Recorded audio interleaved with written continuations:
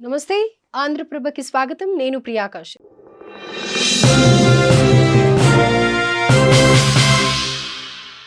అహ్మదాబాద్ విమాన black box ధ్వంసం, విదేశాలకు పంపే యోచన, డేటా విశ్లేషణ కోసం విదేశాలకు తుది నిర్ణయం తీసుకోనున్న కేంద్రం. అహ్మదాబాద్ లోని ప్రమాదానికి గురైన ఎయిర్ ఇండియా విమానం బ్లాక్ బాక్స్ దెబ్బతిన్నట్లుగా తెలుస్తోంది.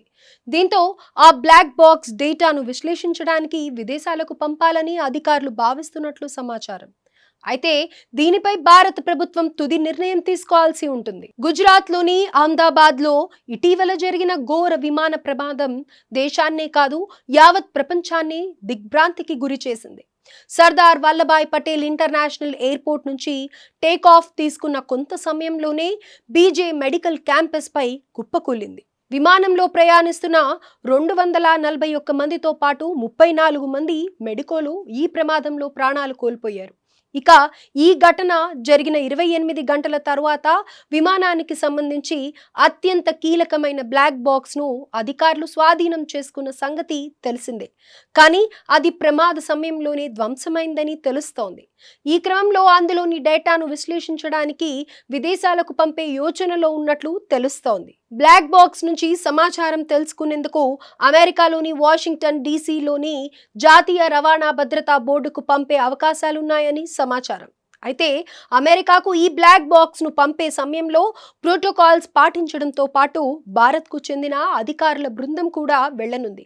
దీనిపై కేంద్ర ప్రభుత్వం తుది నిర్ణయం తీసుకోవాల్సి ఉంది. ఇక air India Boeing 7878 dream liner విమాన ప్రమాదంలో బ్లాక్ బాక్స్ కీలకంగా మారింది.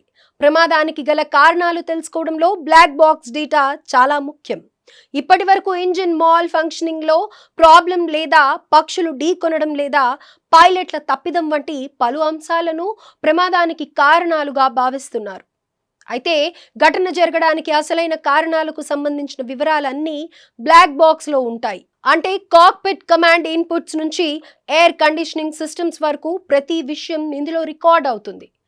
ఫ్లైట్ టేక్ ఆఫ్ అయిన కొద్దిసేపటికే పైలట్లు మేడే కాల్ ఎందుకు చేశారో, ప్రమాదం ఎలా జరిగిందనే విషయాలను తెలుసుకోవడానికి బ్లాక్ బాక్స్ డేటా కీలకం. బ్లాక్ బాక్స్ లోని సమాచారాన్ని డీకోడ్ చేయడానికి ముందుగా ఢిల్లీకి పంపారు. అయితే డేటాను రికవరీ చేయడానికి వీలు లేనట్లుగా బ్లాక్ బాక్స్ దెబ్బతినిందని తెలుస్తోంది. దీంతో దాని విదేశాలకు పంపేందుకు సిద్ధమైనట్లు సమాచారం. అయితే దీనిపై కేంద్రం ఎలాంటి నిర్ణయం తీసుకుంటుందో చూడాల్సి ఉంది.